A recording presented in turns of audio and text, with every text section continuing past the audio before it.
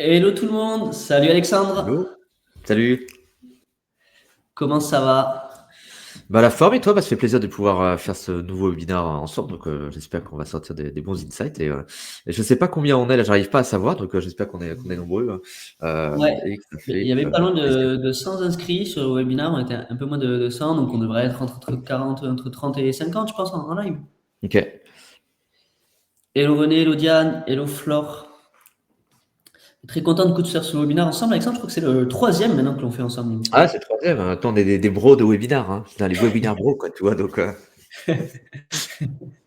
après, ça a changé sur le contexte, toi. Je sais que ça a évolué, toi, de ton côté. Donc, bon, après, je pense que les gens sont au courant aussi que ça a un petit peu bougé, quoi. Et puis, bah, il y a le marché aussi qui bouge, hein. Tu vois, c'est vrai qu'entre tous nos webinaires, à chaque fois, j'ai l'impression, tu vois, qu'il y a tellement eu de changements sur le marché que bah, tu as toujours besoin de te mettre à jour par rapport à ça, quoi. Eh ouais, ce qu'on a dit il y a 2 ans n'est plus du tout valable, en tout cas pas tout, du coup pour ce qui fonctionnait. Donc franchement, c'est pour ça que surtout sur la partie copywriting, qu'on essaye d'en faire tous les 6 mois, un an des webinaires, parce que ça Hein. change tellement vite. Du coup, si on veut continuer à performer, il faut se remettre au goût du jour. Ouais, exactement. Trop content ce webinaire-là, ça va être le plus interactif possible.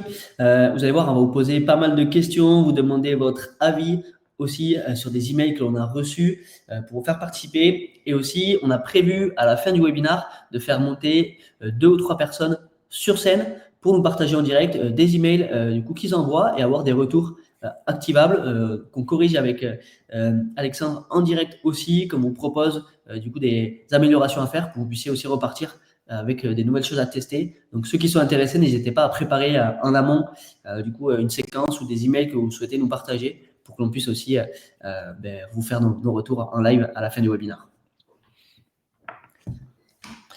On commence à être pas mal nombreux, on va pouvoir commencer. Yes. Allez, hop.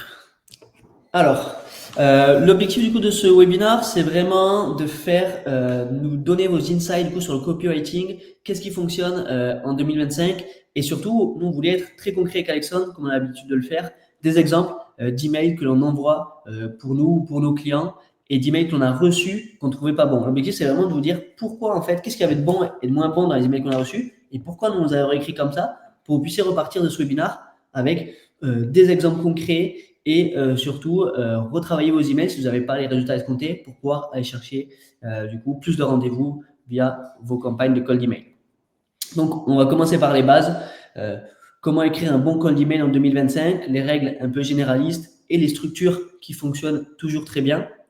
Et ensuite, on va avoir un schéma du coup de correction d'email avant-après. On a avec Alexandre chacun décrypté 2 emails que l'on a reçus, des vrais emails de prospection, et derrière la correction du coup que l'on a faite sur ces emails-là. Il y en a qui c'est des vrais emails que l'on envoie pour les clients, d'autres c'est vraiment pour l'exercice. Mais du coup, on a vraiment fait ce travail-là d'avant-après qui est assez intéressant. Et puis sur la troisième étape, on vous fera monter en direct du coup 2 ou 3 personnes qui souhaitent du coup challenger leurs emails actuels pour qu'on fasse des retours en live. Et puis bien entendu, il y aura un petit temps de questions-réponses juste après. Alors, première étape, bien entendu, comment écrire un bon cold email en 2025. Quelles sont les différentes étapes à respecter? Première chose, bon, vous allez nous le dire, on a déjà entendu, c'est des trucs qu'on a dit, redit et re-redit, mais c'est vraiment super important parce que une fois sur deux, voire 2 fois sur 3, on ne les retrouve pas quand on nous présente des emails, quand on reçoit des emails. Donc, c'est vraiment les 5 points qui sont vraiment primordiaux en 2025 pour avoir déjà un bon cold email. Le premier, on en parle tout le temps, c'est les 100 mots. Ne pas dépasser au maximum, ça peut arriver sur certains emails, mais au maximum raccourcir ces emails. Les prospects, ils n'ont pas le temps, ils sont sursollicités avec tous les emails construits par l'IA et faits par l'IA maintenant, ça n'a rien à voir encore sur qu'il y a 3-4 ans, tout le monde reçoit énormément d'emails, donc il faut être le plus concis possible. On nous demande souvent pourquoi 100 mots, est-ce que c'est tiré du chapeau, comment on l'a inventé? Et non, en fait, 100 mots, c'était à l'époque, en plus, c'était toi, Alexandre, qui me l'avait partagé. Je crois que c'était avec un. En fait, c'est pour que ça rentre dans un iPhone, je ne sais plus si c'était le 7, le 8 ou le SE. Mais en fait, pour qu'il n'ait pas besoin de scroller pour regarder l'email, parce qu'il y a une réalité économique, c'est que je crois que plus de 50% des décideurs actuellement regardent les emails sur leur téléphone. Donc, si on doit scroller 6 fois pour regarder la fin de l'email, vous êtes sûr qu'il ne le lira pas en entier. Et je crois que c'était ça l'insight, Alexandre. Mm. Ouais, c'est ça sur les petits. Alors là, c'était l'iPhone 13 mini, mais c'est des formats de téléphone qui n'existent plus aujourd'hui, quoi. Mais toi, le 100 mots reste valide. Déjà, 100 mots, toi, ça te fait un truc qui peut être assez costaud sur un email. Donc, si on peut être en dessous, c'est beaucoup mieux. Ouais, clairement. Donc là, voilà, vraiment, nous, ce que l'on demande, enfin, ce que l'on fait à chaque fois, c'est raccourcir au maximum. Donc, vous pouvez écrire votre email, ensuite, enlever toutes les structures de phrases à rallonge, les expressions superflues. Bref, raccourcir au maximum pour pouvoir avoir un email qui soit le plus concis possible. Ensuite, bien entendu, c'est d'avoir un ton qui soit informel. Alors attention, ça va dépendre des prospects que vous adressez. Voilà, si vous adressez des CTO d'entreprises du CAC 40, bon, le ton informel ou les gifs, je suis pas sûr qu'ils adorent. Mais sinon, sur des prospects un peu plus classiques, des CEO, etc., c'est vraiment du coup de parler aux prospects comme si on était à la machine à café d'un coworking ou si on était dans un salon et qu'on voulait parler à un prospect. C'est comme ça qu'on doit lui parler. Pas je peux me permettre de vous contacter, etc. Non, ça ne fonctionne pas. Le prospect, voilà, c'est comme si on était dans un cadre professionnel. On a l'opportunité d'échanger avec lui, on lui envoie un email. C'est vraiment comme ça que ça fonctionne et que les gens, en fait, aiment recevoir des emails pour vraiment avoir l'impression d'avoir une vraie conversation avec la personne qui nous prospecte. Troisième étape, bien entendu, c'est le contexte. Il faut être crédible dans le contexte, dans l'accroche. Pourquoi je contacte mon prospect? Pourquoi lui? Pourquoi maintenant? Donc là-dessus, il y a plusieurs choses, mais 80% du travail, ça vient d'une liste qui est très ciblée. Je contacte des responsables marketing d'entreprises du coup qui sont sur HubSpot pour leur proposer mes services d'accompagnement du coup sur HubSpot. Mais voilà, avoir du contexte, ne pas. Je vous contacte parce que vous êtes dirigeant d'une SAS. Bon, ben là, c'est un peu plus compliqué dessus. Donc voilà, toujours trouver du contexte, c'est le plus important. C'est pas tout le temps facile à faire, c'est pas même faisable tout le temps, mais c'est voilà, 50% de la réussite d'une campagne, ça va être le contexte, s'il est crédible ou pas. Et d'avoir un copywriting qui soit spécifique. Voilà, c'est un peu une phrase que j'ai mis qui peut tout dire et rien dire, mais quand je veux dire copywriting spécifique, c'est-à-dire c'est dans la façon d'écrire, il faut écrire comme ses prospects. Je parle à des responsables SEO, je vais parler de ranking, je vais parler de métadescription, je vais parler de H1, H2, H3. Bref, voilà, parler comme ils ont l'habitude de parler, les expressions que j'utilise sur les entreprises du bâtiment. Hein, je vais parler de bétonnières, de ciment armé. On s'exagère, voilà, j'ai fait des choses, mais c'est vraiment ça. Il faut vraiment que l'impression que votre prospect il croit que vous êtes un expert de son domaine, vous connaissez parfaitement le milieu. C'est vraiment ça qui va permettre aussi de vous différencier. Et on ne le dit jamais assez, mais bien entendu, partager un maximum de valeur dans vos séquences de cold email. Même si le prospect ne vous répond pas, si vous avez partagé un use case d'un concurrent, un livre blanc sur les tendances du marché, plus un article de blog bien écrit, ben, en fait, le prospect il va se dire, et on en reçoit régulièrement avec Alexandre des réponses comme ça, merci pour les messages, j'ai pas eu le temps de répondre, etc. Mais avec plaisir pour échanger ou que vous m'envoyez la ressource même s'il n'y a pas d'intérêt forcément direct, mais en fait, lui partager de la valeur, il se dit, bon, ben, franchement, c'est pas mal ce qu'ils font, ils partagent des trucs qui sont assez cool, pourquoi pas prendre du temps pour échanger avec eux? Alors que si on envoie juste, est-ce que ça vous intéresserait d'échanger avec moi ou c'est peut-être pas le bon moment? Le prospect ne va jamais vous répondre et donner un peu de son temps pour vous.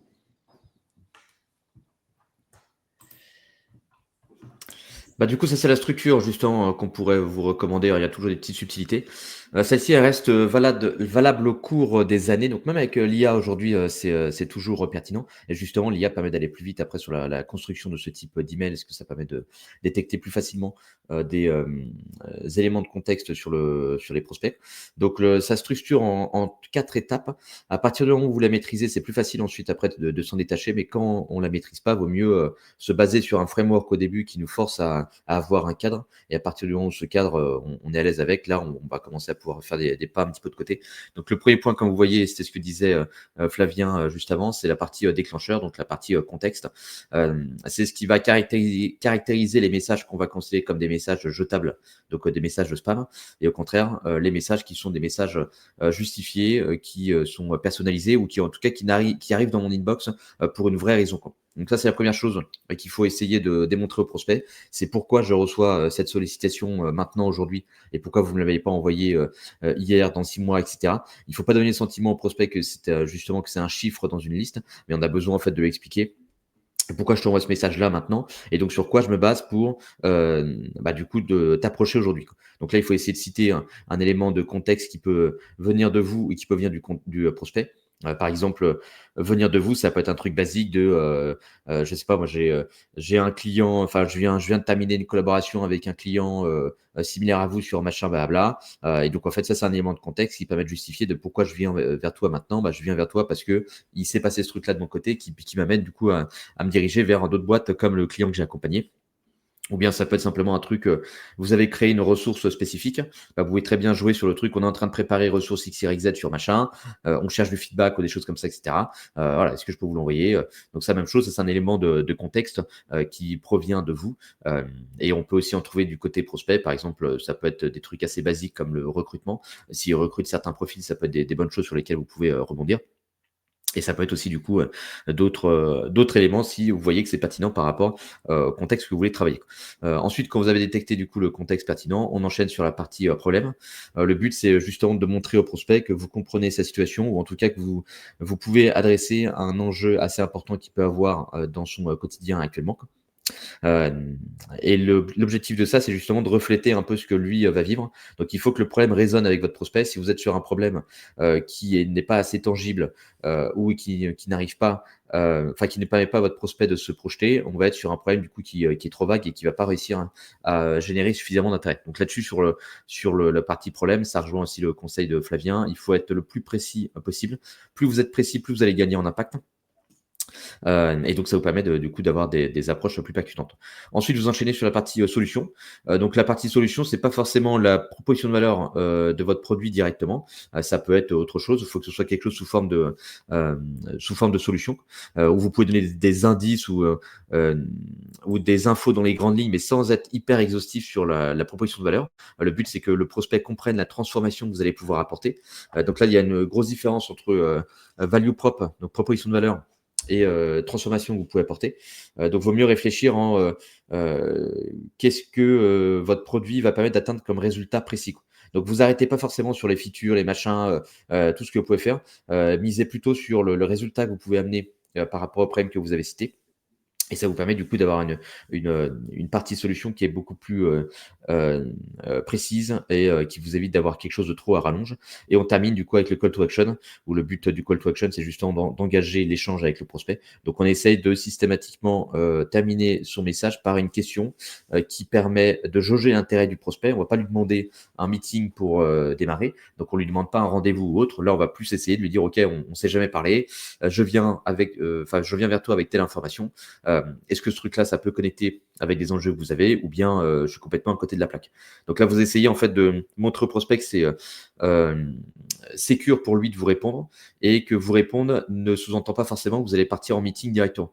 Donc ça permet d'ouvrir l'échange plus facilement et de voir est-ce que le degré d'intérêt du prospect est élevé ou bien au contraire, est-ce qu'il est plutôt faible. Et en fonction du coup de son retour, vous allez pouvoir ajuster les réponses que vous allez donner au prospect pour voir comment vous pouvez caler une next step avec ce prospect.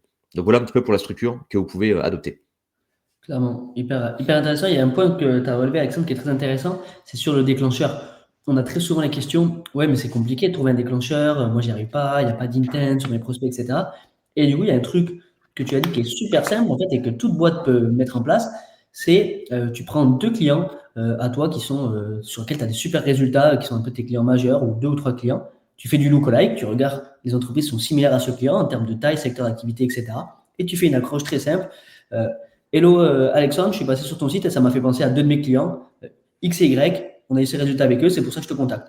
Tout simplement. Et ça, n'importe quelle boîte peut arriver à le faire, enfin, Oui. peut le faire, et ça permet de faire des déclencheurs qui sont personnalisés. Et puis il y a des trucs qui peuvent être liés au timing. Hein. Moi, je suis en train de le faire pour moi-même là en ce moment sur la partie signaux.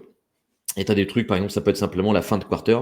La fin de quarter, tu sais que donc la fin d'un trimestre, là on est justement au tout début d'un quarter, bah ça peut être un élément de timing où tu dis ok, c'est le moment où il se passe des trucs, etc. Donc ça va être le moment où je peux pinguer les prospects ou en tout cas relancer certains prospects que j'avais déjà contactés parce que peut-être que la dynamique du nouveau quarter t'amène du coup à prendre des nouvelles décisions, à partir sur des nouvelles priorités, quoi. Et donc moi je sais que j'ai pas mal de boîtes à relancer parce que du coup je leur avais dit ok, je reviens vers toi à la fin du quarter, machin, pour voir comment vous avez avancé sur le machin. Donc ça, c'est des trucs où tu peux faire ça pour tout un panel de boîtes. Parce que tout le monde est à la même date, tout le monde a le même quarter. Donc toi, ça c'est aussi des déclencheurs assez faciles à activer Ouais, qui peuvent permettre de relancer les échanges. clairement. Du coup, maintenant que l'on a vu très rapidement les basiques pour réussir du coup son cold email 2025, on va aller dans le concret des corrections d'email avant-après, des vrais emails qu'on a reçus, qu'est-ce qui ne va pas dans l'email et comment la corriger et pourquoi on les a corrigés comme ceci. Premier email que l'on a reçu, c'est celui-ci. Alors, on va le lire ensemble, je vous laisse le lire et vous pouvez, du coup, sur le chat, nous faire des premiers retours. Qu'est-ce que vous pensez de cet email-là si vous le recevez? Est-ce que vous le trouvez bon? Qu'est-ce que vous trouvez qui est améliorable sur l'email, etc. Donc, c'est un email, du coup, déjà qui est assez long à premier abord, on va pouvoir le voir comme ça. Mais du coup, bonjour Flavien, beaucoup d'entreprises comme Letgross investissent dans leur expertise métier et leur mission client, mais peu prennent le temps de structurer leur image et leur message dès le départ.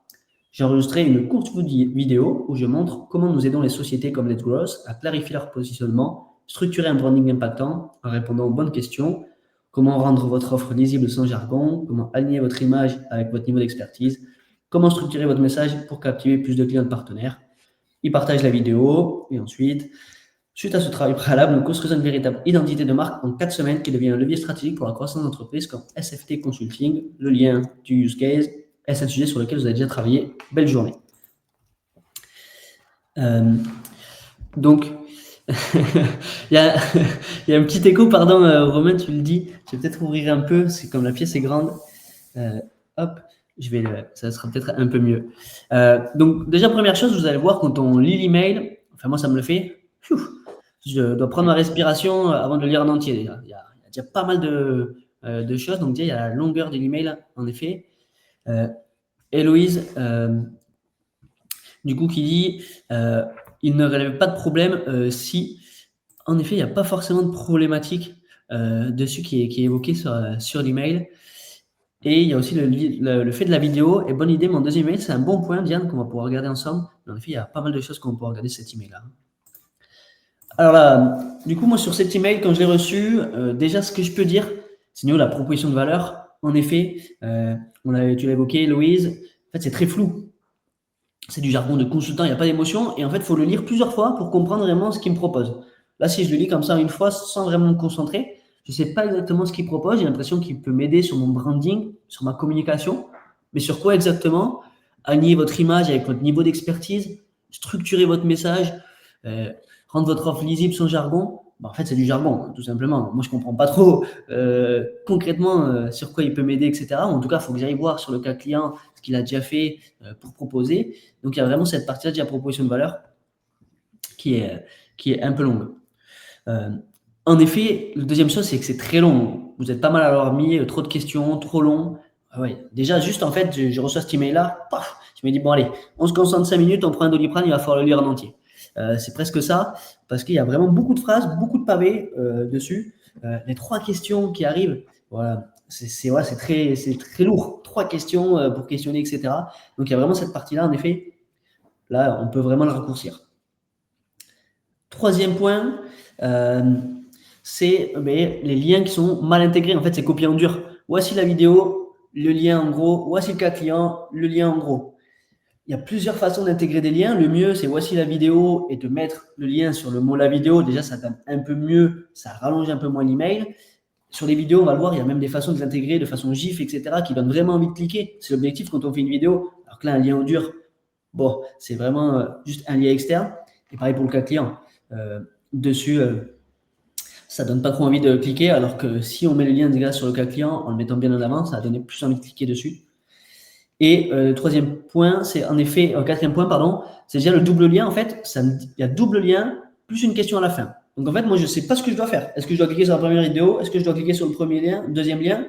Est-ce que je dois répondre à la question? Et en fait, j'ai l'impression que ce prospect, il a voulu tout mettre dans le premier email. Il a mis toutes ses forces, toutes ses propositions de valeur, son use case, sa vidéo et une question dans le premier email, alors qu'il a le temps. Une séquence, c'est 3, 4 emails.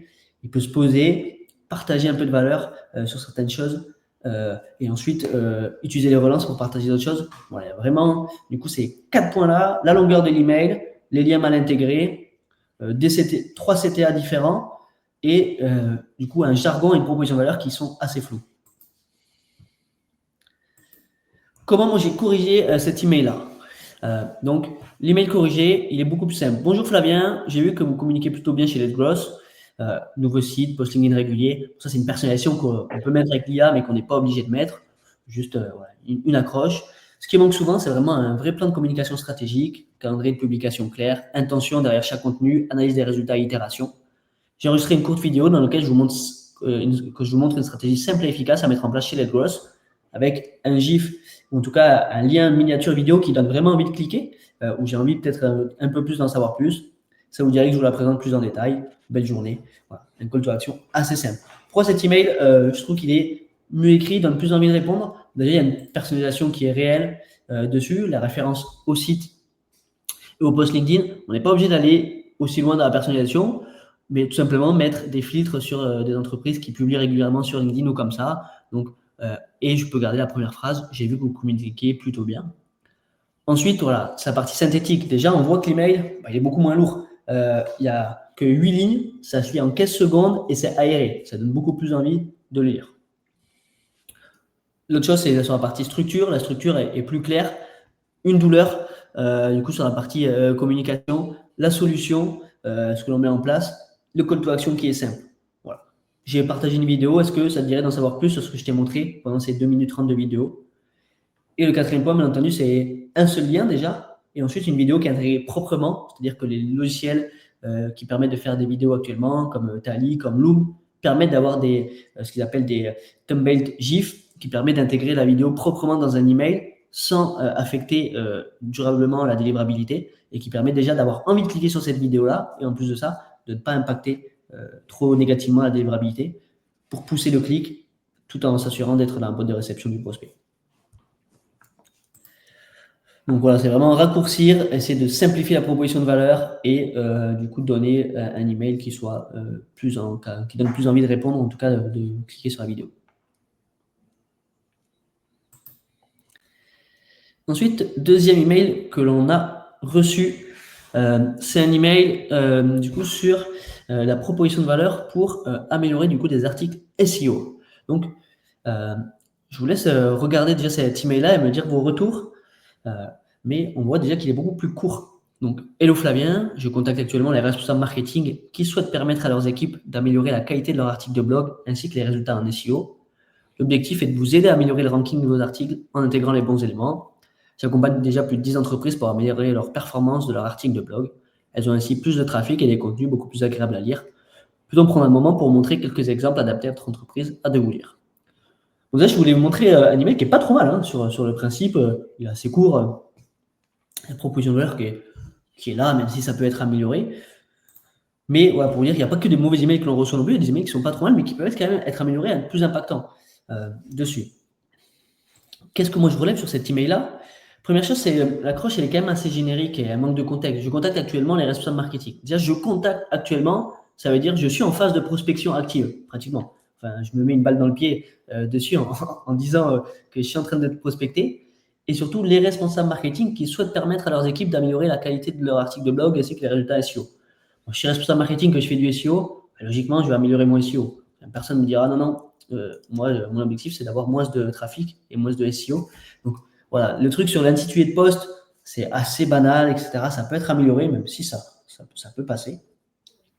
Deuxième chose, c'est la proposition de valeur. C'est assez flou. En fait, moi, je suis responsable SEO ou Head of Growth du coup d'une entreprise qui travaille son SEO. Améliorer le ranking de vos articles, améliorer les performances, plus de trafic. C'est générique, en fait. Tout le monde peut proposer ça et c'est ce que tout le monde un peu veut, mais ça ne me donne pas une vraie expertise, une vraie légitimité d'échanger ensemble. C'est vraiment une proposition de valeur qui est très rapidement mise en place et surtout qui ne rentre pas dans le concret dessus. Et le dernier point sur cet email-là, c'est le CTA qui est peu engageant. Déjà, il est assez long. Peut-on prendre un moment pour vous montrer quelques exemples adaptés à votre entreprise? Il aurait pu un peu plus le personnaliser, adapter déjà à company name, raccourcir un peu et dire j'ai travaillé sur un exemple d'amélioration de votre article de blog chez Let's Growth. Est-ce que vous voulez que je vous le montre? Voilà, quelque chose qui est un peu plus engageant là-dessus. L'email corrigé, du coup, vous allez voir pour celui-là, cet exemple, moi je l'ai fait beaucoup plus. Il est plus long, cet email-là, mais c'est un email qui fonctionne assez bien. Donc, hello Flavien, je suis passé sur la partie contenu de votre site et j'ai remarqué un point fréquent. On travaille beaucoup le fond, nombre d'articles, choix des mots-clés, mais beaucoup moins la forme des articles. Or, c'est souvent ce qui fait la différence. C'est justement ce que je fais pour mes clients Webflow comme X, Y, Z. J'intègre en code les bons éléments, FAQ, call to action, tableau, bloc visuel, pour booster le SEO et améliorer l'expérience utilisateur.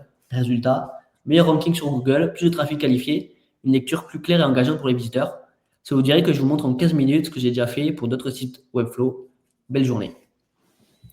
Là-dessus, l'email il est plus long, mais par contre l'accroche est beaucoup plus personnalisée. C'est-à-dire que, en fait, l'accroche peut me permettre de faire une accroche comme ça grâce au ciblage. J'ai ciblé des entreprises, des head of growth ou des responsables SEO d'entreprises qui publient régulièrement sur leur article de blog, enfin sur leur site, qui publient régulièrement des articles de blog sur leur site.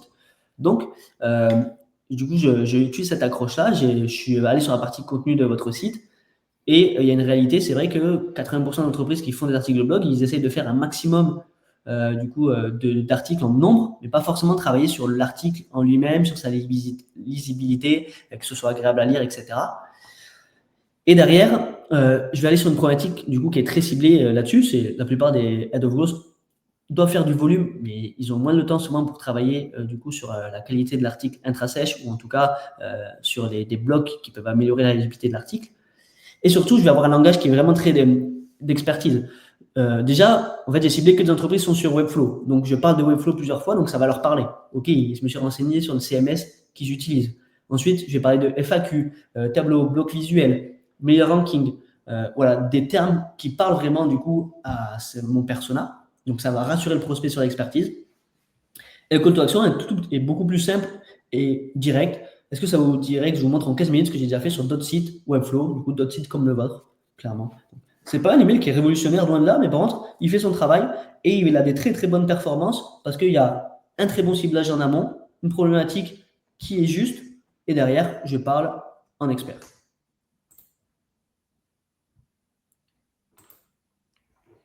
Alexandre, à ton tour du coup sur tes corrections d'email et les beaux emails que tu as reçus. Ouais. Ça, du coup, vous avez un exemple ici d'email donc, qui est relativement court. Donc, ça, c'est un bon point. Je vous le lis rapidement et vous pouvez du coup aussi faire des retours dans le chat. Hein. Donc, bonjour Monsieur Bringue. J'ai vu que vous étiez bénévole à titre personnel. Comme vous le savez, soutenir des associations est un moyen très efficace pour les entreprises de réengager leurs collaborateurs. Je suis le fondateur de Demain.works qui accompagne spécifiquement le partage de compétences auprès d'associations et je serais intéressé de connaître les enjeux RH actuels chez Webmarketer et de vous partager nos retours d'expérience. Au plaisir d'échanger, bien à vous.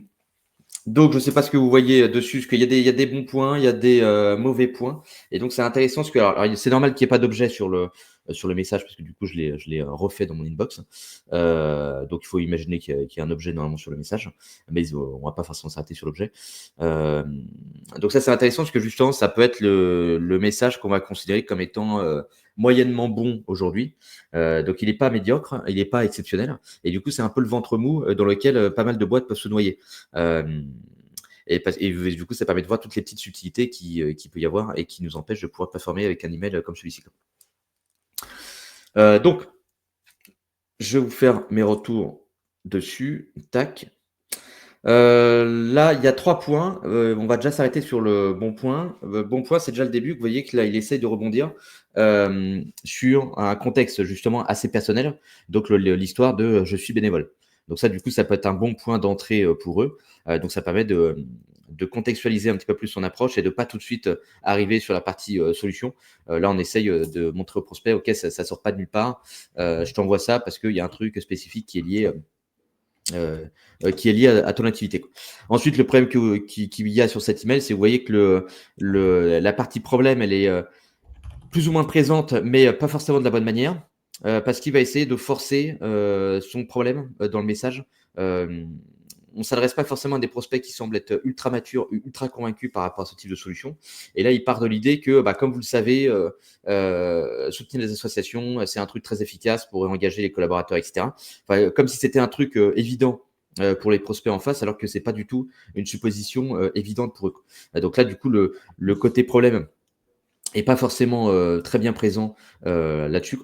Ensuite, vous voyez que la partie bénéfice, pareil, elle n'est pas extrêmement claire parce qu'on a du mal à comprendre quel est le résultat réellement apporté. Parce que là, il se focus, comme je vous le disais tout à l'heure, uniquement sur la surface du problème. C'est-à-dire qu'il va dire un peu ce que sont produit permet de faire, mais il va pas jouer sur quelle est la transformation que ça va apporter concrètement chez vous et donc quel est le problème que ça va venir régler. Là, il dit simplement, OK, nous, on accompagne les boîtes pour faire du partage de compétences auprès d'associations. Donc ça, c'est sa fonction, mais il va pas assez sur le so what, c'est-à-dire du coup, qu'est-ce que ça me permet d'atteindre ce résultat-là et du coup, pourquoi je devrais en avoir quelque chose à faire, moi, de faire du partage de compétences auprès d'associations parce que je n'en ai jamais fait auparavant, donc est-ce que c'est vraiment intéressant, est-ce que c'est pas intéressant et vous voyez que aussi sur la fin du message, le call to action est assez bâtard, c'est-à-dire qu'il est pas vraiment présent dans l'email, il est assez discret, comme si le prospect, enfin la boîte qui prospecte, n'assumait pas de prospecter. Et l'autre souci aussi sur ce type de formulation, c'est que vous voyez que là, il met toute la pression sur le prospect en face, hein, parce qu'il lui dit, OK, je serais intéressé d'avoir telle information. OK, mais moi, en fait, en tant que prospect qui reçoit ça, je m'en fous moi, de te partager telle information. Donc, j'en ai rien à faire moi, de te partager nos enjeux RH. En quoi ça va m'aider de te raconter ce truc-là, ça n'a aucun intérêt pour moi, quoi. Et donc, ça, c'est une pratique assez courante au niveau sales. On va demander aux gens, voilà, je serais curieux de connaître vos problèmes sur machin, vos enjeux sur blabla. OK, mais en fait, normalement, si vous avez bien fait votre travail en amont, vous êtes censé bien cibler les éventuels problèmes que pourrait avoir votre prospect. Si vous arrivez et vous savez pas vous raccrocher à un problème, c'est que justement vous n'êtes pas assez précis sur le ciblage ou que vous ne connaissez pas suffisamment la cible que vous avez en face. Donc, je vais vous montrer la correction du message avec les petits éléments qui ont été corrigés. Donc là, j'ai rajouté un objet du coup pour vous montrer à quoi ça pourrait ressembler avec un objet. Là, on garde l'élément de départ, mais plutôt que de dire au prospect juste qu'il était bénévole, je vais essayer de citer du coup dans quelle association il est bénévole pour rebondir dessus justement et accentuer cet aspect personnalisation. Et donc quand vous recevez ça au départ, vous savez pas trop sur quel pied danser, parce que vous savez pas pourquoi il y a un Gus qui vient vous contacter par rapport à votre association Croix-Rouge. Parce que du coup, c'est pas forcément courant en prospection. Donc, ça amène un petit peu plus de curiosité pour pouvoir ouvrir le message. Et ensuite, là, j'essaie de relier mon contexte à un problème précis, donc qui est amené de manière un peu différente par rapport aux autres messages que j'ai pu, par rapport à plutôt à la structure que j'ai pu vous montrer en amont. Donc, ça vous permet de voir un peu, quand vous commencez à être à l'aise avec les bases, comment vous pouvez un peu retravailler vos structures pour vous adapter un peu à chaque situation. Donc là, plutôt de miser sur un problème, je vais plutôt amener une question.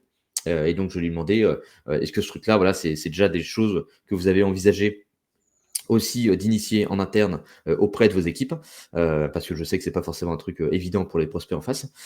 Et à la fin, du coup, pour éviter l'aspect double question, je vais lui mettre la solution et lui demander est-ce qu'il est OK pour que je lui partage le dispositif spécifique qu'on a mis pour clients similaires, quoi.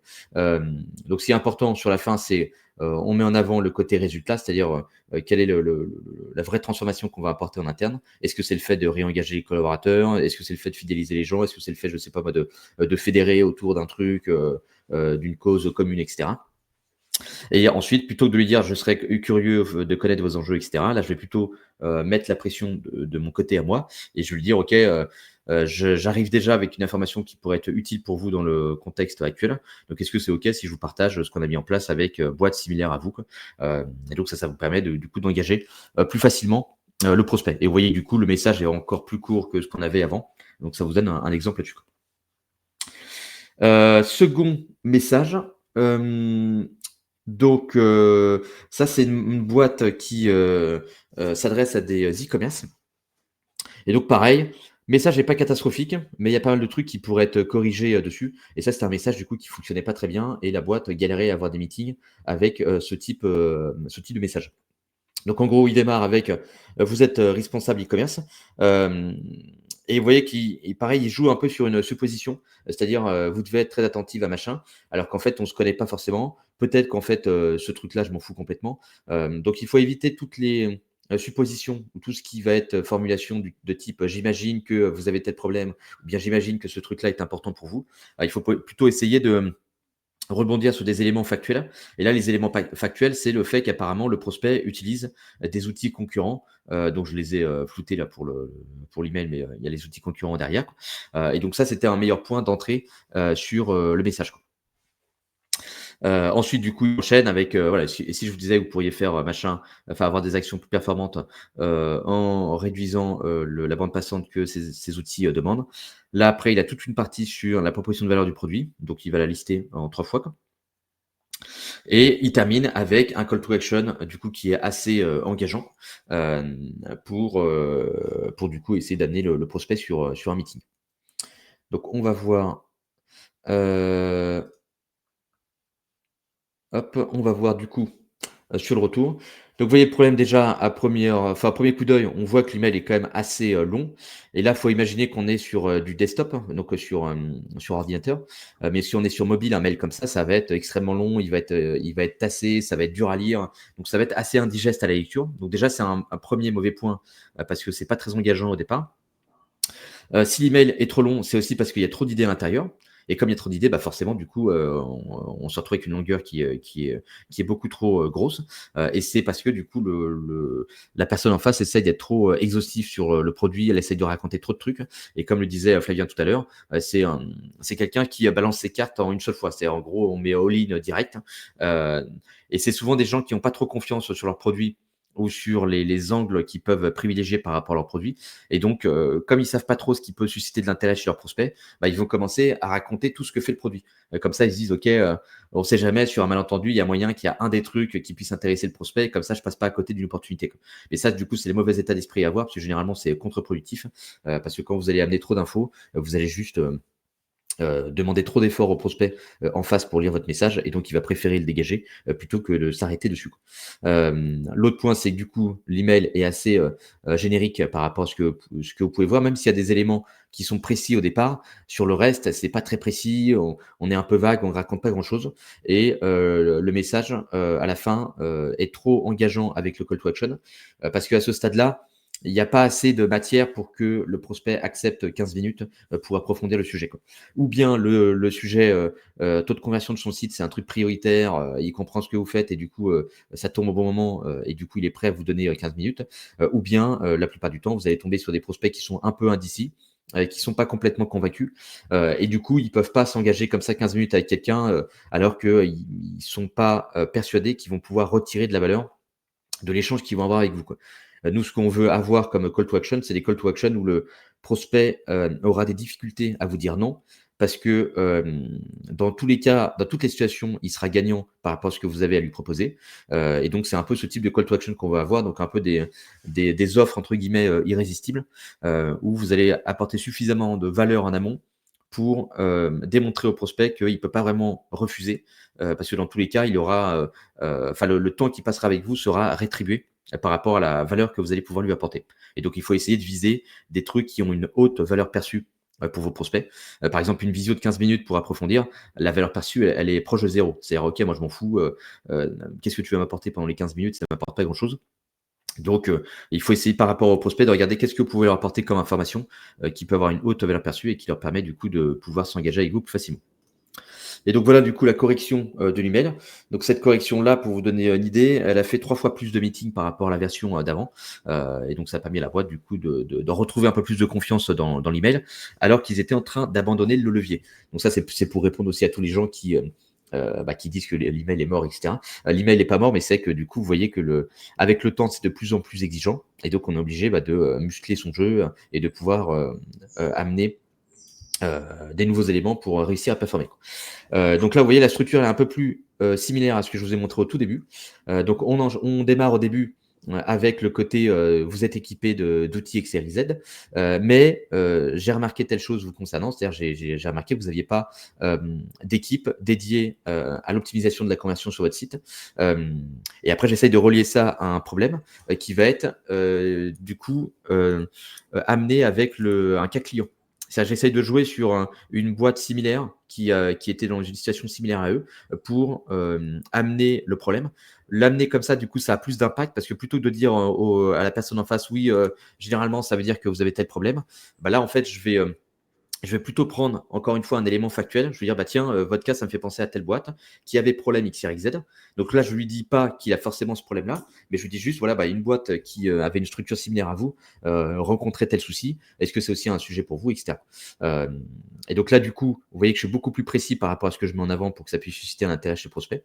Donc je vais dire, OK, ils utilisaient tel produit pendant 4 ans et ils n'arrivaient pas à faire X, Y, Z. Donc là, ça permet au prospect de voir est-ce qu'il est impacté par le même problème ou non. Alors qu'en amont, sur le message précédent, on lui donnait pas suffisamment d'éléments pour essayer de lui démontrer s'il avait un problème ou pas. Et on termine avec la partie solution, où là, je vais pas essayer d'être hyper exhaustif sur la solution. Je vais encore une fois me focus sur le résultat. C'est-à-dire la solution dans les grandes lignes, qu'est-ce qui va vous permettre d'avoir comme résultat? Et ben, elle a permis à cette boîte-là de repérer 43 fuites de conversion qui n'étaient pas détectées par leur outil précédent. Et ça leur a permis du coup de multiplier leur nombre de tests par 5 sans y consacrer plus de temps et sans passer par un prestataire externe.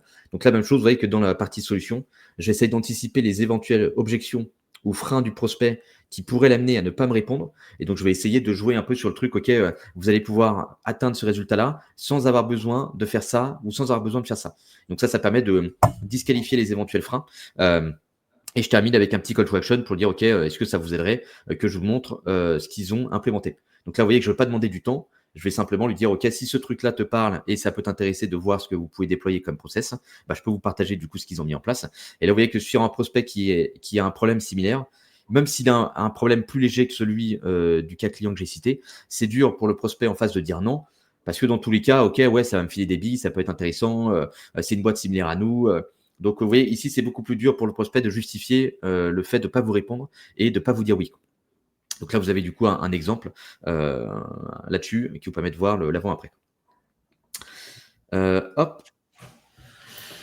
C'est le moment, si jamais il y a des personnes qui veulent monter en live, on va montrer un peu du coup les corrections d'email. On voulait aussi vous proposer, si jamais il y a des volontaires, il n'y a aucune obligation, mais de le faire en direct. S'il y en a qui veulent challenger leur email actuel, leur campagne qu'ils envoient, dites-le nous et on vous envoie un petit lien là, dans le chat pour que vous puissiez monter sur scène, nous partager votre email et qu'on fasse une petite correction en direct. Donc, on aime toujours faire ces retours-là avec Alexandre. Donc, n'hésitez pas. Ouais. Là-dessus. Sinon, on va pouvoir aussi, il y avait pas mal de questions. Alors, il y a une première question, notamment c'était sur la partie lien un peu vidéo de Fenaz qui demandait est-ce que l'aperçu de la vidéo n'est pas bloqué car je reçois le message afficher des images que je reçois des mails de prospection. C'est un bon point, Fenaz.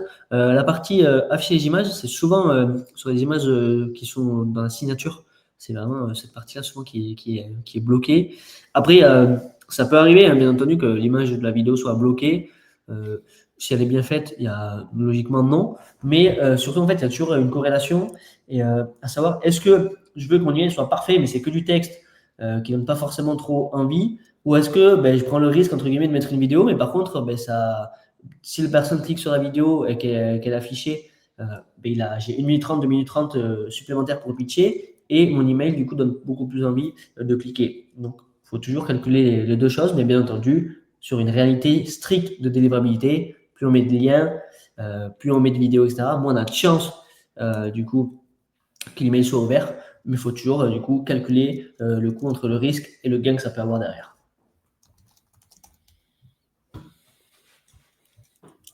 Alors, il y a Fabien dans le chat aussi qui apparemment veut nous partager un mail. Et on va aussi pouvoir traiter les autres questions. Parce qu'il y a pas mal de trucs sur les images. Donc, je vous invite à checker le chat aussi, s'il y a d'autres personnes qui ont un peu dû à ça. Quoi. Ouais. Il y a le lien, du coup, Fabien, tu peux cliquer que j'ai mis dans le chat, où tu as juste à te connecter du coup sur ce lien-là et tu vas pouvoir arriver du coup dans le live.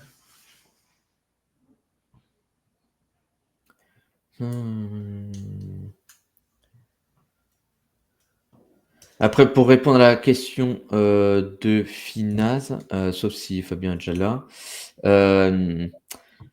côté 50% de taux d'ouverture, du coup, c'est une bonne chose, mais du coup, peut-être que tu n'utilises pas assez le clic sur ton microsite Notion. Et donc, du coup, il faudrait peut-être que dans ton message, pareil, tu démontres au prospect pourquoi il devrait cliquer sur le lien et ce qu'il va avoir derrière.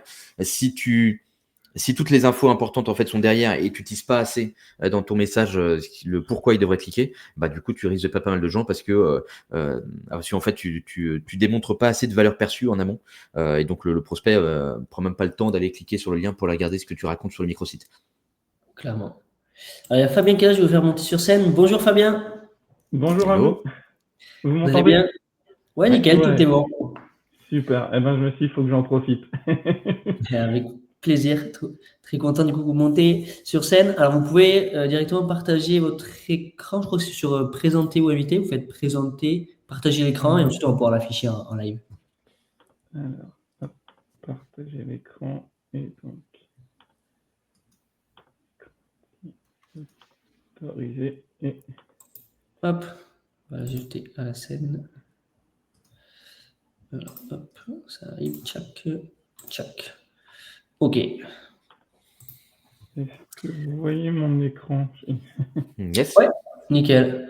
Alors, avant qu'on lise l'email, vous pouvez nous mettre un peu de contexte, Fabien, sur quelles des cibles vous proposez du coup dans cette prospection par email?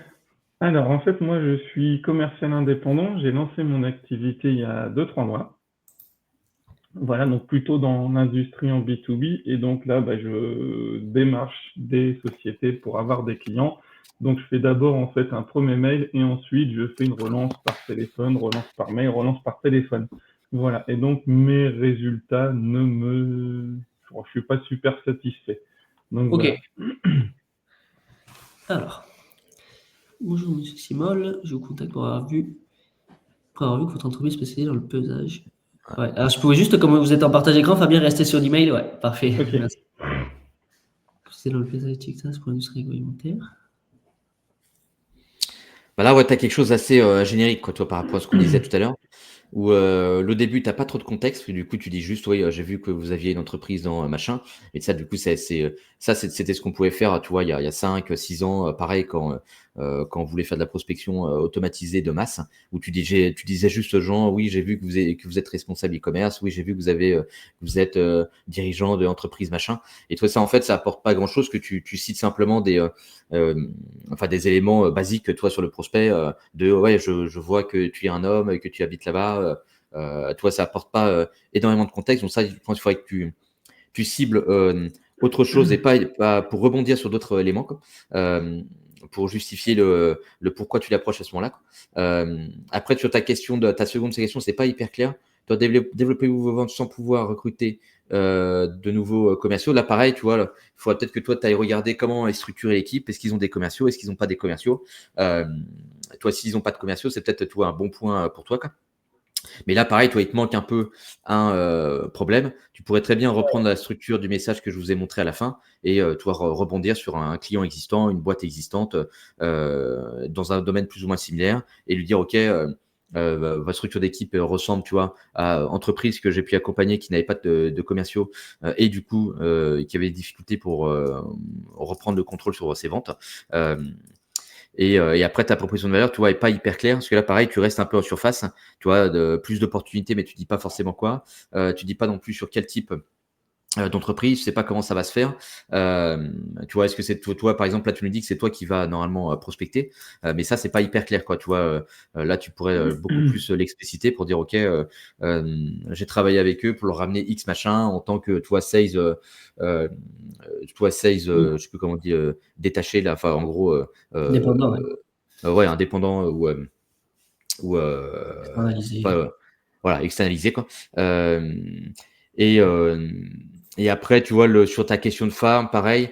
En fait, une question de fin comme ça ça serait intéressant si le prospect considère que s'il te respecte déjà au niveau de ton expertise. C'est-à-dire, toi, si tu es quelqu'un qui le connaît ou qui a une grosse réputation dans ton domaine et qui te suit déjà, tu peux jouer là-dessus et ça pourrait marcher. Mais si en fait, il ne te connaît pas, tu ne peux pas jouer sur cet aspect autorité. Donc, tu es obligé de lui amener quelque chose de plus précis pour justifier qu'il te réponde et réussir du coup à l'engager avec toi. Ouais, clairement. Par exemple, moi, je vois très bien te faire un email comme ça. Si tu regardais cette approche-là, parce que tu as fait un ciblage assez précis. Bonjour, Monsieur Small, tu peux garder ou le prénom du prospect, qui peut être un peu plus engageant. Je suis passé sur votre site et ça m'a fait penser à client X, Y, Z. D'expérience dans votre secteur d'activité, c'est très compliqué de recruter des bons commerciaux. Euh, et j'interviens, moi, pour aider, du coup, les entreprises comme Company Name à, du coup, avoir 6 leads qualifiés ou à les aider sur la partie closing en voilà, bénéfices concrets que tu apportes. Est-ce que ça vous intéresserait que je vous montre les résultats que j'ai eus pour entreprises concurrentes, tu vois? Un truc très simple, mais voilà, où tu parles de bénéfices, les problématiques qu'ils ont, les bénéfices que tu as apportés à d'autres entreprises. Est-ce que ça t'intéresse de voir ce que tu as déjà fait ou comment tu pourrais le faire pour lui, tu vois? En gardant un truc très court. Par contre, le mail, c'est vrai qu'il est court, mais comme a dit Alexandre, en fait, tout est un peu trop générique et tu vas pas assez loin dans ce que tu montres à ton prospect, quoi. Ok, super.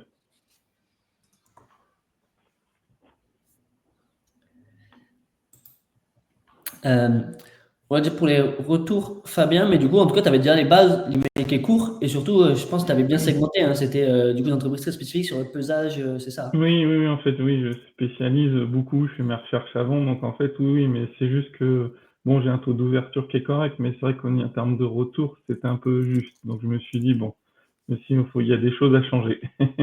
Ouais, et puis il y a un exercice qui est très simple à mettre en place, je trouve, et souvent qui est très réaliste. Quand on a fini d'écrire un email, on se met vraiment acting dans la place de mon prospect. Je suis dirigeant d'une entreprise pesage alimentaire, je reçois ça. Est-ce que ça me donne vraiment envie de répondre ou pas? Et souvent, quand on a un doute sur l'email, 90% du temps, on se dit, bon, ouais, pourquoi pas. Mais si on se dit ça, on sait que l'email, il va passer, qu'il va pas être bon. Il faut vraiment, quand on lit l'email, ils disent, ah ouais, je le reçois, en vrai, ça me donne envie, tu vois. Et ça, c'est vraiment quelque chose un petit exercice qui est cool à faire aussi de rétrospection après avoir écrit un email. Bah, du coup, ça permet d'enchaîner aussi sur la question de Flore.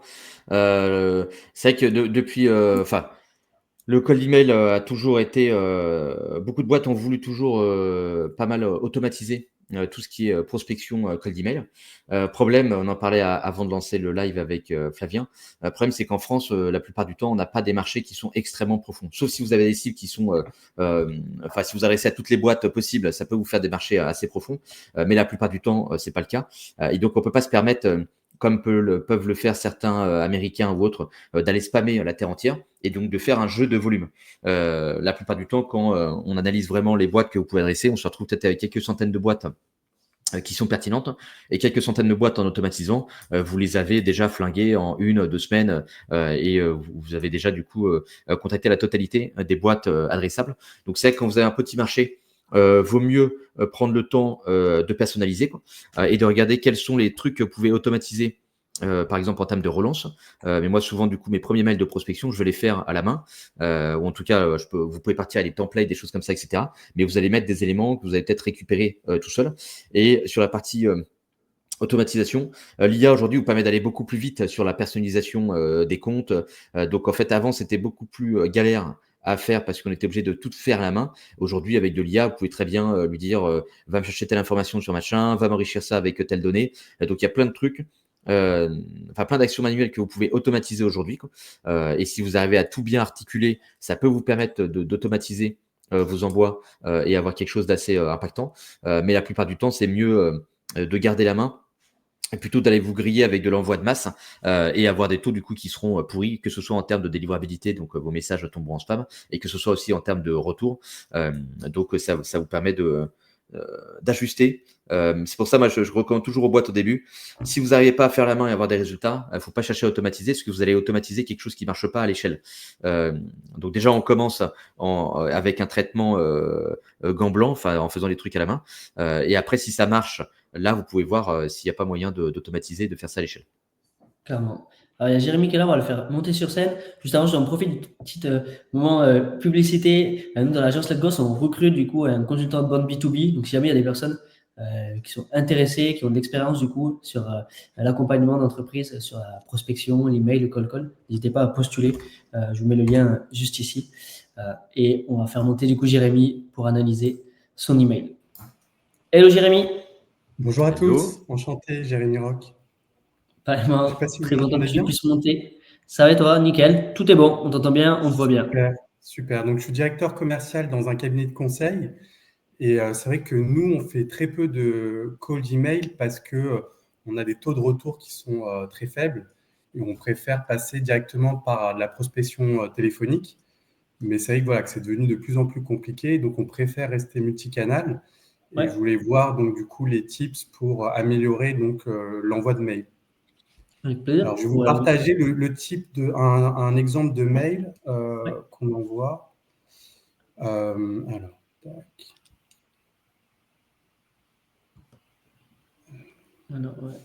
Non, vous pouvez directement, si vous souhaitez, Jérémy, partager votre écran. Voilà, c'est ce que je suis en train de faire. Parfait. Et on reprendra d'autres questions après, parce qu'il y a des petites questions aussi entre-temps. Je ne sais pas si vous voyez bien l'écran. Ah, si on voit bien. Nickel. Ah, tu vois, déjà, premier coup d'œil là-dessus, sans lire, tu vois. Déjà, t'arrives. Alors, moi, c'est ce que j'appelle l'alerte au pavé, tu vois. Où en fait, tu reçois ça, premier coup d'œil, tu fais un petit mouvement de recul, tu as l'impression trop d'infos, trop long. Et du coup, tu n'as pas envie de t'engager dedans, quoi. Donc, avant même, tu vois, de lire, tu envoies une première impression de oula, ça me paraît. J'ai l'impression que je dois faire un effort. Le gars, je ne sais pas forcément qui c'est. Et si dès le début, tu n'es pas impactant ou tu n'arrives pas à montrer au prospect que c'est un email qui est vraiment destiné à lui et que ce n'est pas un truc de prospection, tu risques de le perdre directement.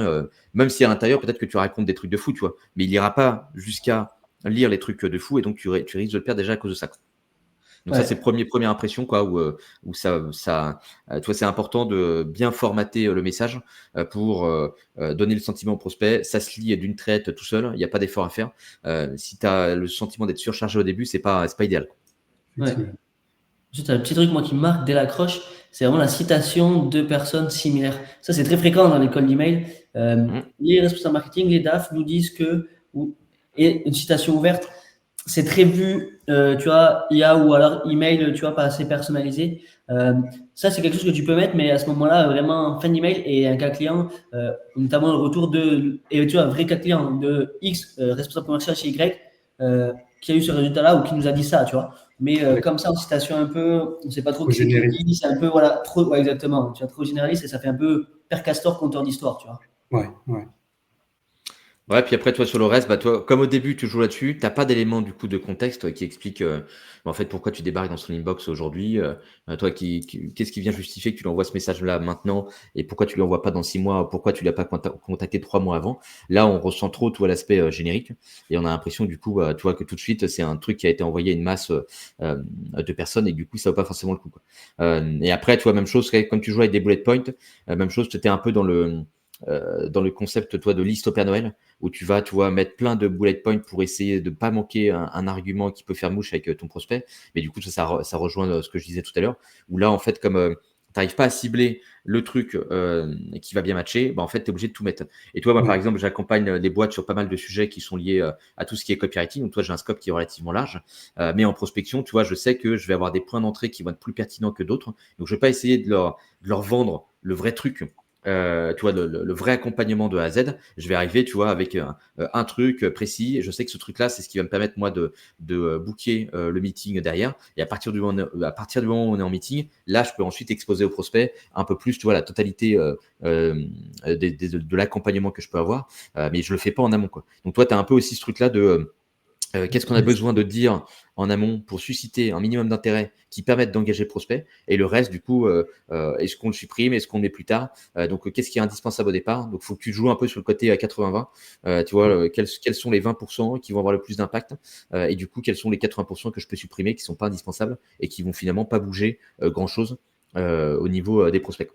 Ouais, surtout en plus, c'est un beau contexte là. En fait, c'est la facturation électronique avec une réforme qui est obligatoire. Donc, tu as des dates. Donc, toi, tu peux faire un ciblage par taille d'entreprise parce que suivant la taille, c'est septembre 2025, etc. 2027, ouais. Ouais, exactement. Et du coup, suivant la taille, tu te dis bonjour, monsieur le tyran. Je suppose que vous le savez qu'en septembre 2027, vous serez obligé de mettre en place la facturation électronique. Est-ce que c'est quelque chose que vous avez déjà mis en place? C'est un truc très simple. D'expérience, ou un truc.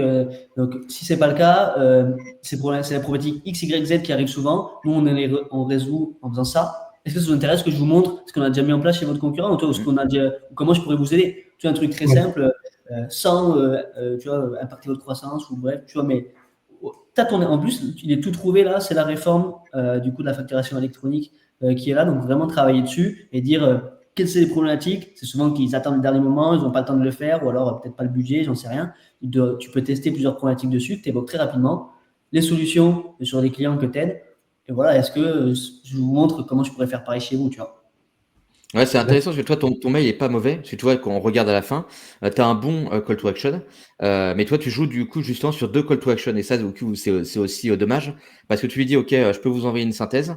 Ou sinon, je peux aussi vous faire un retour d'expérience détaillé. Par exemple, le retour d'expérience, ça, ce serait un truc que tu aurais dû mettre dans une relance pour dire, bah tiens, en complément, si ça peut vous aider, je peux aussi vous montrer ce qui a été déployé avec machin. Et toi, ça, du coup, ça t'aurait permis d'avoir une touche supplémentaire avec le prospect et avec une nouvelle information. Et toi, là, ça, du coup, c'est dommage parce qu'en vrai, tu pourrais, je pense, supprimer tous les trucs sur facturation, etc. Surtout qu'en plus, toi, on sait que de toute façon, c'est obligatoire, il va y avoir une réforme dessus, quoi, que peut-être pas mal de boîtes sont pas prêtes en termes de process.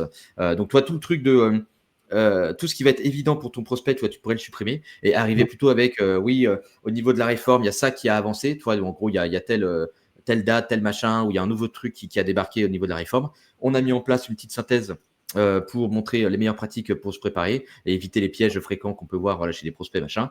Voilà, est-ce que ça vous intéresse que je vous envoie le truc? Et ça, toi, ça peut t'aider justement à identifier les boîtes qui ont un minimum d'intérêt sur ce sujet.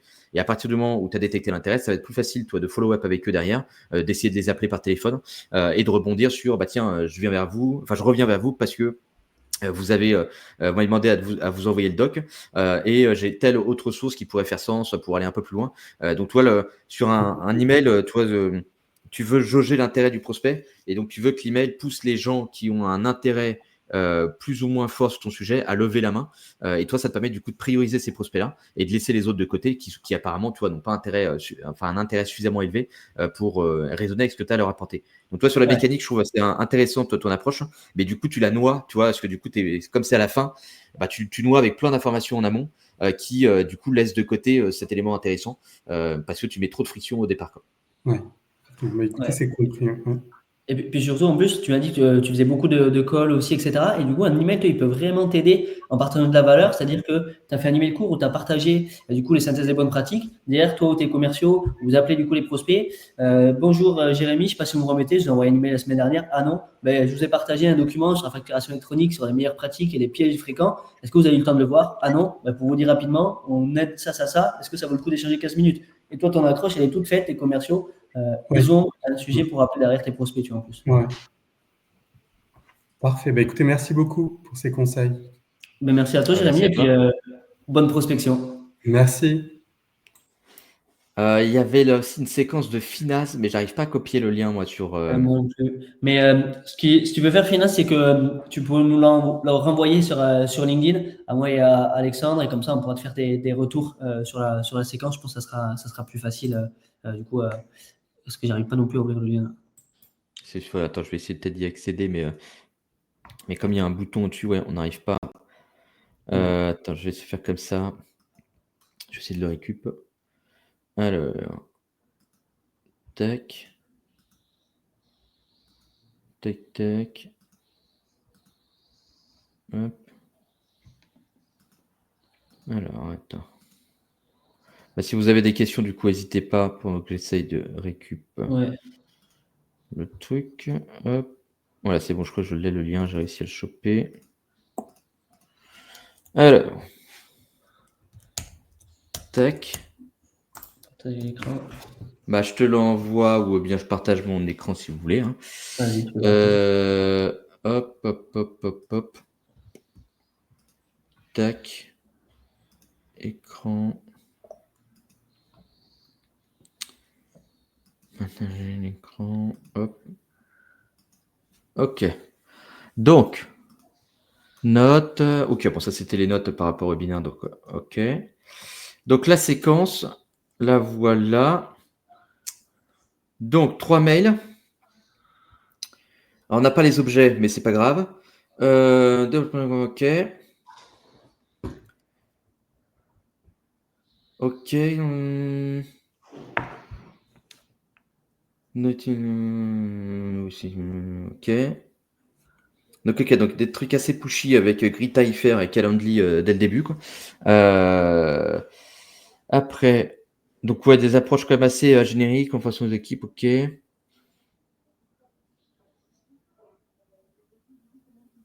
Ouais, tu vois, avec des tonalités assez marketing sur pas mal de trucs, tu vois, où on sent trop l'aspect salesy, tu vois.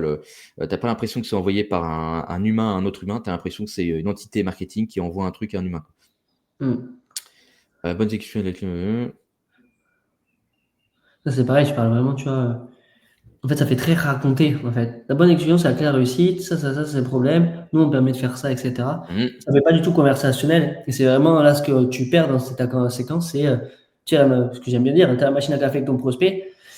Tu vois, tu vas pas lui dire Mhm. bonjour Alexandre, le développement local en France, c'est vraiment devenu un luxe. Combien d'éditeurs de logiciels font ça? Tu vois, le mec, il va se Mhm. dire ah ouais, mais oui, Ouais, tu parles. oui, ça fait pas conversationnel. Bah ça ressemble plus à de l'email marketing. Tu peux envoyer ça sur une newsletter, parce qu'en fait, ouais, tu vois, il y a pas de contexte au départ. Tu arrives avec, comme si c'était un contenu sur Internet, un truc comme ça, toi, mais pas du coup un email de prospection. Donc c'est vrai que ouais, le côté conversationnel manque et du coup ça amplifie cet aspect de j'ai reçu une pub dans mon inbox. Et du coup, on le voit avec le lien Calendly, la grille tarifaire, etc. C'est des trucs quand même qui sont assez directs. Là, on a l'impression que c'est le jargon marketing de la boîte, hein, et que c'est pas vraiment, tu vois, un truc où c'est un humain qui va essayer de contacter quelqu'un. Là, on a l'impression qu'on a rajouté une grosse surcouche marketing dessus. Ouais, Pourtant, les emails, toi, sont pas dégueux en soi. Toi, c'est pas forcément très long, mais là, on a une ADN beaucoup trop forte marketing sur les messages pour que ça puisse réussir à engager facilement les prospects en face, quoi. clairement. Repartir sur quelque chose de très conversationnel, tu vois, en respectant une structure, tu vois, accroche, problématique, solution, je pense peut t'aider, du coup, à impacter un peu plus, du coup, le prospect. Et puis le contexte aussi au début, c'est auquel reprendre en fait les structures qu'on a pu montrer. Tu vois ça, tu vois, tu pourrais jouer là-dessus, tu vas se permettre de payer 80K pour développeur senior. Tu pourrais jouer là-dessus, mais l'amener un peu autrement, tu vois, en citant un client, un truc comme ça, ou bien, tu vois, l'amener avec une tonalité moins marketing. Et ça, tu vois, ça peut très bien être ta proposition de valeur, quoi. Si qualifié avec les meilleurs développeurs français. Tu vois, c'est pas hyper clair aussi sur des talents de haut niveau. Tu vois, c'est-à-dire que tu prends des gens à l'étranger, quoi. Ça, tu vois, tu pourrais peut-être rebondir dessus pour dire, OK, il y a des opportunités sur des pays étrangers. Le problème, c'est qu'on peut se retrouver avec des gens qui sont pas toujours hyper qualifiés. Donc, on a mis en place des process hyper rigoureux pour avoir un niveau de qualité FR avec des développeurs offshore. Et là, après, tu peux très bien, toi, par exemple, sur ton ciblage, tu pourrais très bien jouer sur le truc. J'ai regardé la team euh, tech que vous avez. Il me semble que vous travaillez avec aucun développeur offshore, machin. Est-ce que c'est une piste que vous avez déjà explorée? Avec client, on a réussi à avoir le même niveau de qualité avec un coût 4 fois supérieur au salaire moyen en France, entre parenthèses 80K par an. Et du coup, toi, ça te permettrait d'engager plus facilement en cassant toute la tonalité marketing, quoi. Toi, parce qu'après, sur le truc engagement, toi, tout ça, c'est des trucs un peu bullshit marketing, toi, qui pourraient être skippés, quoi. Euh, Toi, ça, pareil. Enfin, t'as trop de trucs marketing que tu pourrais dégager, quoi. Euh, notre c'est plus performant. Tu vois, ouais, l'email 2 est pas ultra fou. Ça, pareil, tu vois, ça, c'est des trucs où c'est pas des facts, quoi. Tu vois, c'est pas des trucs factuels. Ça, c'est plus des opinions que tu peux avoir ou, toi, ou des visions que tu peux avoir. Euh, et dans un email, toi, vaut mieux pas essayer de supposer quelque chose pour le prospect en face ou imaginer quelque chose à sa place. Donc, il faut avoir une posture assez indirecte et jamais arriver, tu vois, avec des affirmations comme ça qui sont très fortes et qui ne sont pas vérifiées par des éléments factuels que tu peux partager tout de suite. Parce que sinon, toi, ça te met dans une mauvaise posture où tu as l'impression de dicter un petit peu la vie au prospect en face en essayant de lui inculquer des croyances qui ne sont pas forcément euh, partagées par le prospect, quoi. Clairement.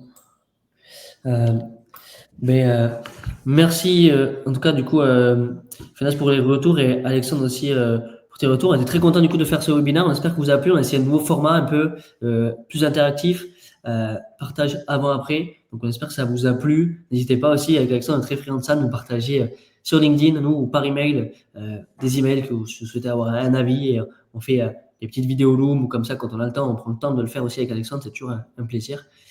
Et merci beaucoup du coup Alexandre pour avoir participé Merci à à ce toi. webinaire et apporter ton expertise. Bah, merci à tous aussi, hein. Merci d'avoir partagé ce moment avec nous. J'espère que ça vous aura aidé et vous permis d'avoir des petites billes en plus, hein. Et aujourd'hui, bah, comme le disait, c'était Jérémy qui était passé juste avant. On arrive sur une ère où le multicanal n'est plus une option et ça devient un peu une obligation, parce que la partie téléphone, plus le temps avance, plus aussi les performances se dégringolent. Donc à un moment donné, on va être obligé de travailler sur tous les leviers et de miser pas uniquement sur un seul canal. Donc d'où le fait aussi de se reconcentrer sur d'autres choses aussi que le téléphone et se préparer là-dessus. Par exemple, on n'a pas parlé de la prospection LinkedIn. Ça pourrait être du coup le thème d'un autre webinaire qu'on pourrait faire ensemble. Mais aujourd'hui, c'est ça qu'il faut voir la prospection comme ça. Multiplier les points de contact avec le prospect, que ce soit par téléphone, LinkedIn, email. Même si tout le monde répond pas par email, on s'en fout. Pareil, il y a une partie des gens qui vont répondre par email, que vous allez réussir à avoir au téléphone, d'autres que vous allez pouvoir avoir sur LinkedIn. Et c'est en multipliant les points de contact qu'on arrive du coup à maximiser la portée qu'on va avoir auprès du marché et des cibles qui nous intéressent. Clairement. C'est d'ailleurs l'objet du prochain webinaire qui sera dans 2 semaines sur le setting LinkedIn. Donc, vous recevrez communication, on communiquera sur LinkedIn aussi dessus, mais avec plaisir pour vous y revoir aussi. Je vais passer une bonne journée tout le monde. Encore merci Ouais, bonne journée Alexandre à tous. d'avoir participé et à très vite. À plus tard.